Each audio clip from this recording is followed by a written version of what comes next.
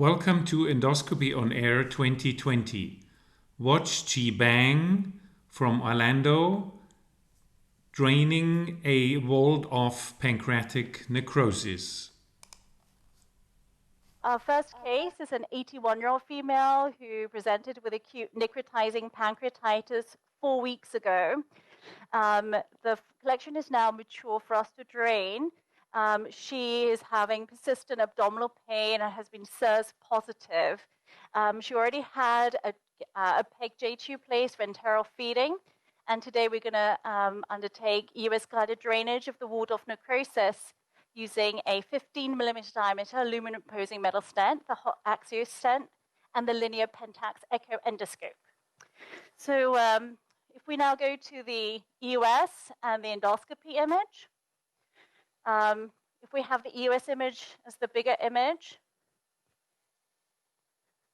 as you can see, this is a collection from the gastric lumen. It's measuring about 10 centimeters in size, about 40% solid material. As you can see, there is some solid component and liquid component. We're going to choose this spot, which is around mid-body area, to drain the walled-off necrosis. So what we're going to do is, once we've decided on a spot, we're going to deploy the lumen-imposing metal stent. Here we go. So first, we're going to push the catheter out and check to make sure there is no vessels in the path of the drainage tract. So if we can have the color Doppler on. And as you can see, there are no vessels in our path. And then we are going to just simply insert the catheter. As you can see, a little deeper, lock the mechanism, take the safety off, take the heat off, good. Okay, here we go. Unlock, I'm going to then deploy the proximal flange.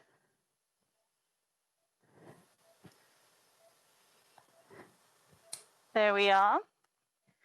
Then what we're going to do is simply back away.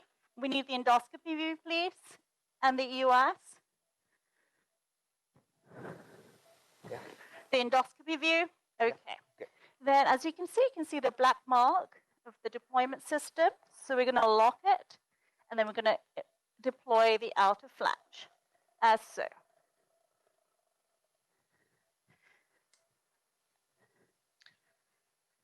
So one question regarding your technique. There are some authors that prefer to deliver the lens, the other part of the lens, inside the endoscopy working channel.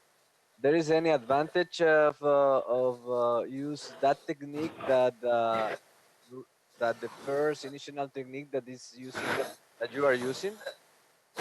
I think there are multiple ways of deploying. One of the advantages of seeing by endoscopy is, I think it's a matter of training. And if you're very comfortable seeing it, the black mark, and you want to see the flow of fluid into the stomach, this is perfectly fine. But there are going to be circumstances when the material is very, very necrotic. The distance between the gastric wall and the transducer is not conducive.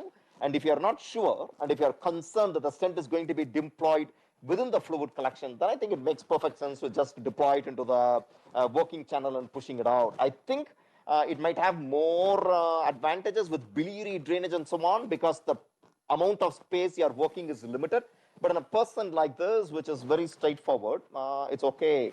My own opinion, I really like to see the black mark on endoscopic view when I deploy. It just makes me feel more comfortable. But I don't think there is advantage or disadvantage to either technique.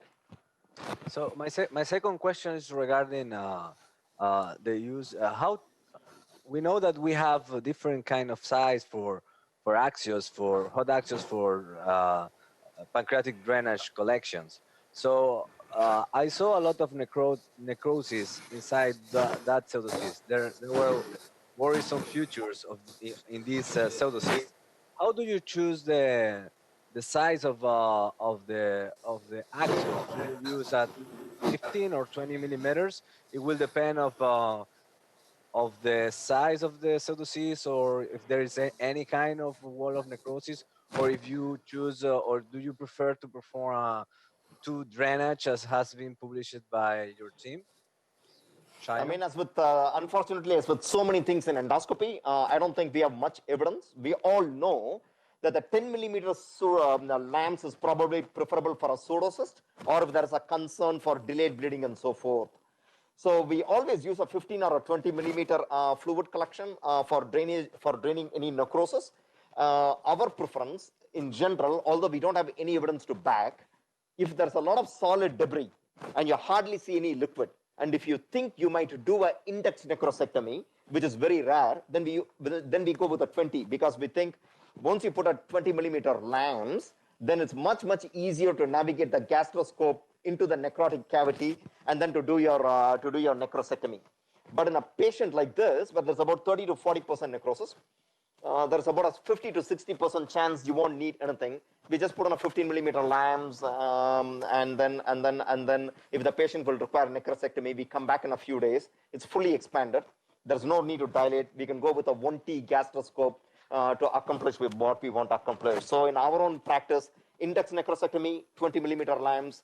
If it is not index, then we go with a 15. But there's no right or wrong answer. I think either or can be used interchangeably. After discharge, the patient had a favorable clinical course. However, due to a disconnected pancreatic duct syndrome, he had to have 2 double pigtail stents in place. The next slide shows you the devices used during the live demonstration, and finally here you see G. Bang's recommended reading.